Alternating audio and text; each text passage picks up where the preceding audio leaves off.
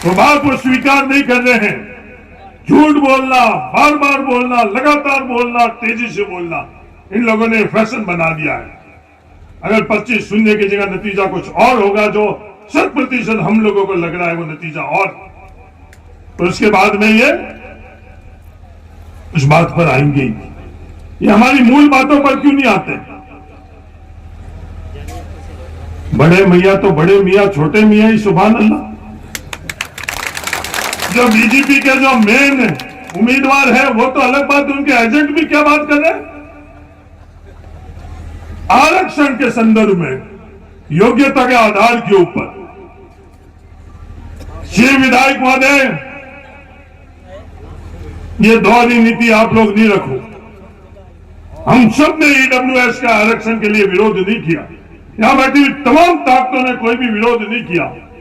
उस ईडब्ल्यूएस आरक्षण के अंदर आप शिथिलता कि जमीन के अंदर जो पैमाने हैं उसमें शिथिलता, जब राजस्थान में हम लोगों की सरकार थी, इन लोगों की ताकत से बनी हुई सरकार थी, हिंदुस्तान के अंदर सबसे ज्यादा अगर शिथिलता थी तो राजस्थान की थी। आज भी मांग आप ये कर रहे हो जमीन के अंदर शिथिलता, तो ये दोहरी नीति, दोहरी चरित्र आपका क्या कह रहा है?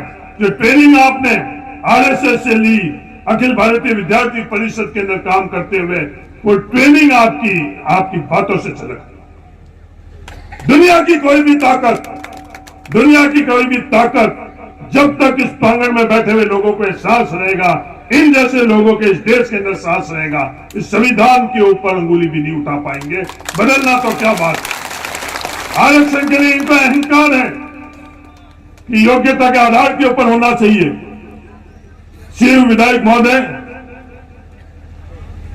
हम लोग आरक्षण नहीं ले रहे, मैं आरक्षण नहीं ले रहा हूं। पिछड़ों का आरक्षण हरीश चौधरी नहीं ले रहा है। आर्थिक तौर पर पिछड़े हुए लोगों को ही उसका अधिकार है, किसी भी प्रकार का ओबीसी का आरक्षण का नहीं है। जब आप लोगों ने आपकी ताकत वोटों के हरीश चौधरी को संसद बनाया, तो उसके समय जिग्नेश जी सिंधी मुसलमानों को ओबीसी में करवाने का फैसला करवाया, इन लोगों की ताकत का इस्तेमाल करवाया। और ये जो भारतीय जनता पार्टी के उम्मीदवार और भारतीय जनता पार्टी के एजेंट की कर्नाटका के अंदर जब सरकार थी, कर्नाटका के अंदर सरकार थी, जब इन लोगों ने क्या किया वो सब लोग जानते हैं। एक तरफ तो इन लोगों की ताकत से इन लोगों को आरक्षण मिले, कोई आंदोलन नहीं हुआ जिग्नेश जी, कोई मांग नहीं हुई, पर भविष्य के अंदर सिंधी मुसलमान कैसे मजबूत बन सके, इस सोच से सिंधी मुसलमानों को जब हरीश चौधरी संसद बना, और आज ये पूछ रहे कि सिंधी मुसलमानों के लिए क्या किया। ये दोनों से मैं कहना चाहता हूं, जो अल्पसंख्यक जिले की योजना थी, वो जिले की योजना जब इन लोगों ने हरीश चौधरी को संसद बनाया, तो वो ब्लॉक की योजना तक लेकर आएगी, जहां भी 25% से ज्यादा अल्पसंख्यक कोई मुसलमान हो, उन लोगों के लिए योजना बनाकर उन लोगों को फायदा हो सके। बाड़मेर जिले के अंदर हम लोग 25% नहीं है, जैसलमेर जिले के अंदर हम लोग 25% नहीं है, तो पैमाना बदलकर ब्लॉक स्तर के ऊपर वो पैमाना बदल कर करा, जिससे हम लोगों को ताकत मिल सके। और 10 सालों के अंदर उस योजना का आपने गला घोट दिया। कहने में तो ये जिग्नेश जी, नरेंद्र मोदी जी कहते हैं कि देश के पहले गांव है, और फैसले करते वक्त किसी का गला घोटा है तो हम लोगों के हक के वो गला घोटा। मैं कहने के लिए नहीं कह रहा हूं। पिछला जिला योजना किसने बंद करी? 26 तारीख को वोट देते वक्त आप इस बात को ध्यान में रखना। ये बीएडीपी जिससे हम लोगों को करोड़ों रुपए हम लोगों के लिए मिलते थे, किसने बंद किया? नरेंद्र मोदी।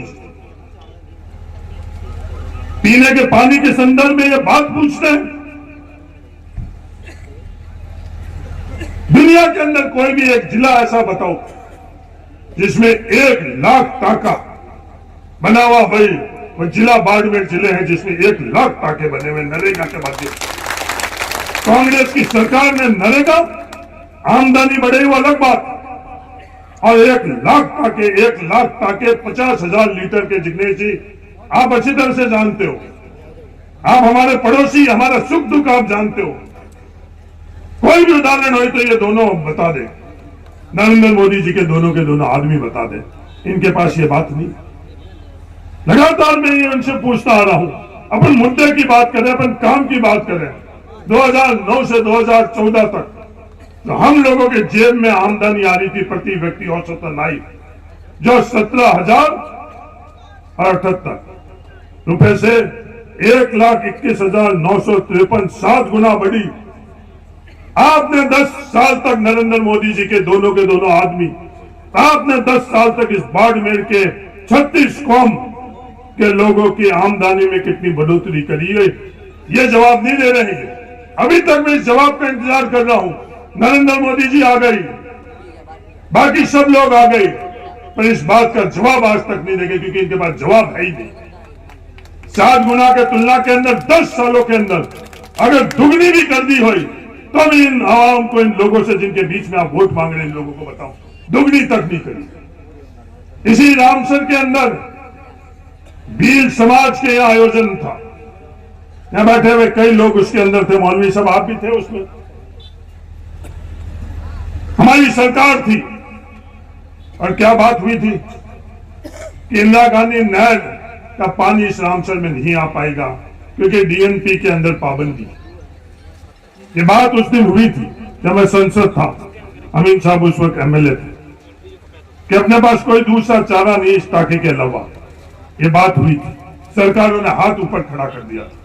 पर आप लोगों की ताकत से जब इंदिरा गांधी नहर के तरफ से डीएनपी में पाबंदी हुई तो नर्मदा के माध्यम से यह रामसर के अंदर पानी पहुंचाया या नहीं पहुंचाया, रामसर के लोग आप लोग। अलग बात है कि भारतीय जनता पार्टी की पिछले 5 साल की सरकार थी, उसके अंदर उन्होंने इस योजना को बंद कर दिया।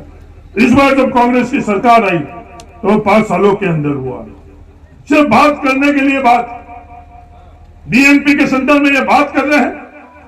जिस दिन आप लोगों ने, शिव की जनता ने मुझे एमपी बनाया, आचार संहिता का भी इंतजार नहीं किया लोकसभा की, उससे पहले जयपुर के अंदर वहां के जो मंत्री थे, रामलाल जाट उस समय वन मंत्री थे, कोई भी रिकॉर्ड, फोटो, वीडियो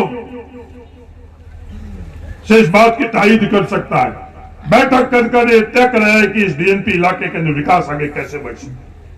सिर्फ बोलना नहीं, भाषण देना नहीं, और संसद रहते हुए इस डीएनपी इलाके के लिए डेवलपमेंट प्लान स्वीकृत करवाया।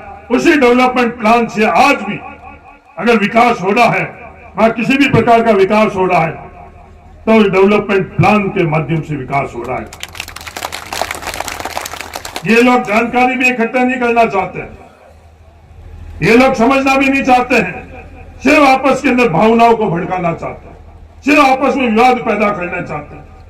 और आज क्या कोशिश कर रहे हैं, इनको पता चल चुका है कि ये चुनाव हार रहे हैं, तो देश भर से लोगों को यहां बुला रहे हैं, देश भर से लोगों को बुलाकर और ये प्रयास करने की कोशिश कर रहे हैं कि 24 तारीख को बाड़मेर की जनता साथ में नहीं है तो भी हम लोग उस मशीन पर बटन फर्जी दबाकर और वोट ले लें।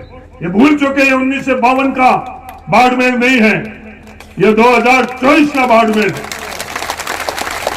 ये जो शेर जिग्नेश मेवानी है, इस शेर का अनुसरण करने वाले बाड़मेर के अंदर, ढाणी ढाणी के अंदर जिग्नेश मेवानी की आवाज को बुलंद करने वाले बाड़मेर के अंदर लोग बैठे है या नहीं है। इस लोकतंत्र को और संविधान को बचाने के लिए किसी की चीज की आवश्यकता पड़ेगी तो हर बूथ पर बैठा हुआ वो नौजवान तैयार है कि जो संविधान के अंदर जो हक रखता है वोट सिर्फ वही डाल पाएगा, जो संविधान में और वोटों में हक नहीं रखता है वो वोट इस सरहदी इलाके के अंदर किसी बूथ के अंदर वोट नहीं डाल पाएगा। ये हिम्मत और ये जज्बा हम लोगों के पास में है, तो इस मंच के सामने बैठे उन लोगों के पास ये हमें दिखाना चाहते हैं। हेलीकॉप्टर, मैं उनको कहना चाहता हूं बहुत हेलीकॉप्टर में घूम गए, ये रूपाराम मेघवाल भी बहुत हेलीकॉप्टर में घूमा है, हरीश चौधरी भी बहुत हेलीकॉप्टर में घूमा है, जिग्नेश मेवानी भी बहुत हेलीकॉप्टर में घूमे हैं। हेलीकॉप्टर से वोट नहीं मिलेंगे, वोट लोगों के दिल से मिलेंगे, दिल जीतोगे तो वोट मिलेंगे।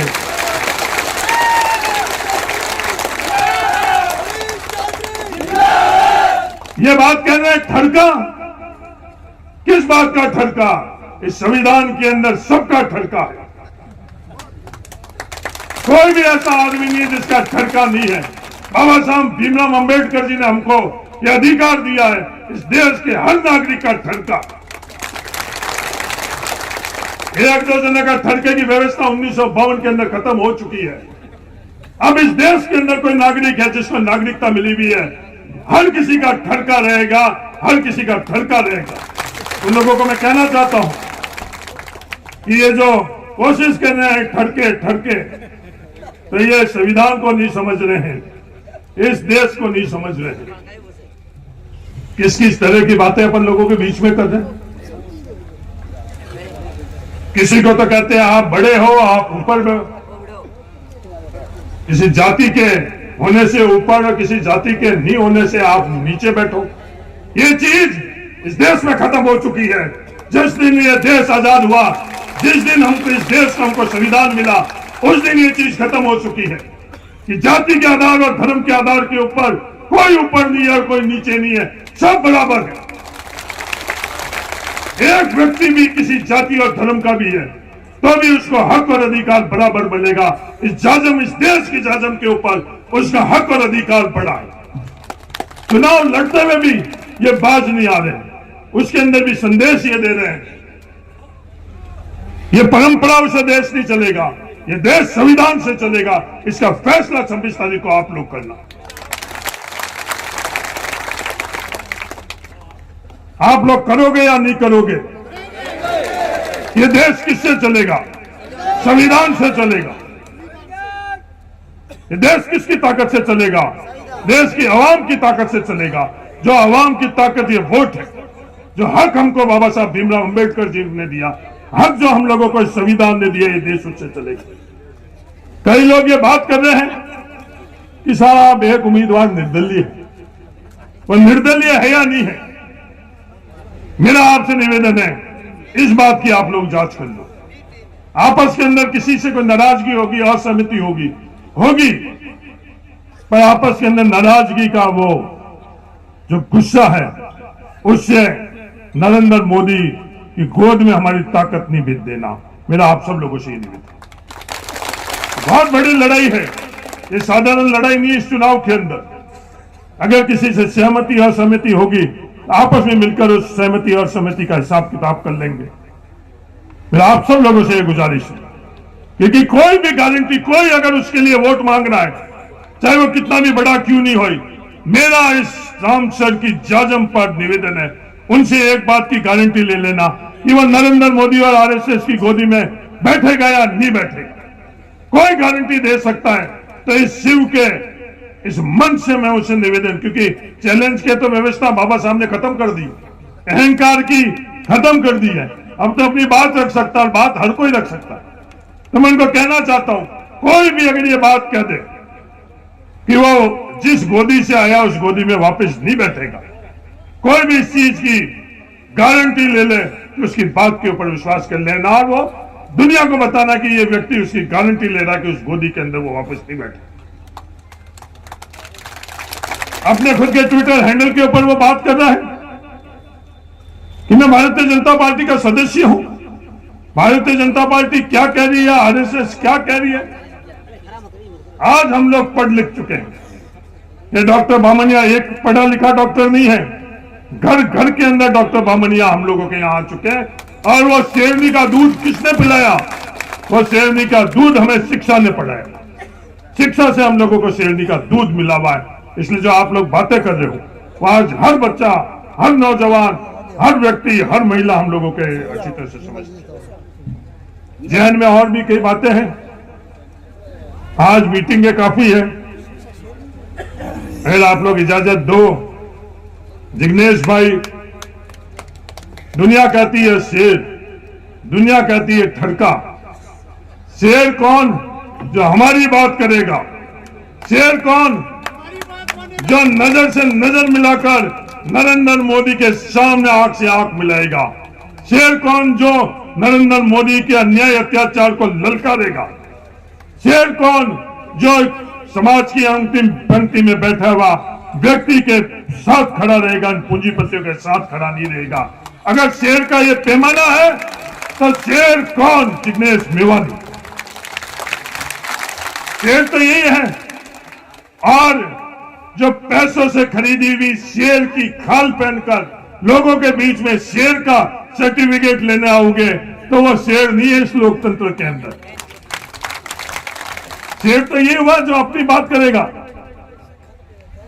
आज वहां गुजरात में क्या हालात बना रखे, उस हालात के अंदर मैं अक़लियत के लोगों को कहना चाहता हूं, मुसलमानों को कहना चाहता हूं, सबकी आवाज दबा दी गई, पर कोई खड़ा रहा उनके साथ, उसका नाम जिग्नेश मेवानी है। मंत्री के पद धन बल से तोलने का प्रयास, तमाम एजेंसी और गलत मुकदमों से दबाने का कोशिश, सब कुछ हुई तो ये नौजवान मजबूती से अपन लोगों के हक और अधिकार के लिए खड़ा है, खड़ा। मैं इसके लिए इसको सलूट करता हूं। ये एमएलए इसके लिए सलूट नहीं करता हूं। इन ताकतों के सामने नजर से नजर मिलाकर बात कर सकता है, उसका नाम जिग्नेश मेवानी। मैं तहे दिल से जिग्नेश मेवानी को शुक्रिया अदा करना चाहता हूं और ये विश्वास दिलाता हूं, जिग्नेश मेवानी जी, जो आप लड़ाई लड़ रहे हो देश के अंदर, ये रेगिस्तान थार के लोग भी इस लड़ाई में हम सब आप लोगों के साथ हैं, ये मैं आपको विश्वास दिलाता हूं। जो भी सोच के लोग हैं, जो संविधान के अंदर विश्वास रखते हैं, हम सब लोग आपके साथ में हाथ खड़े कर कर हम लोग आपके कोई विश्वास दिलाते हैं कि आपकी इस लड़ाई के साथ हम लोग, आप अकेले नहीं लड़ रहे हो, देश के अंदर करोड़ों लोग आपकी इस लड़ाई को लड़ रहे हैं। जो बड़े बड़े पूंजीपतियों की धन वाले, उसके सामने आप कभी अपने आप को अकेला महसूस नहीं करना। पैसे से जरूर हम लोग कमजोर है, पर जज्बे और हौसले से उनसे कई गुना हम लोग मजबूत हैं। तो मैं तहे दिल से धन्यवाद देना चाहता हूं। और अंत में जो 26 तारीख को अपने चुनाव हो रहे हैं, उसमें उमेदवार बेनीवाल की आप मदद करना, ये गुजारिश करनी है। दुनिया पूछती है कि शिव से क्या होगा, शिव पंचायत समिति में कल दिखा दिया, आज आपने रामसर में दिखा दिया, और परसों आप गागरिया में दिखा दें,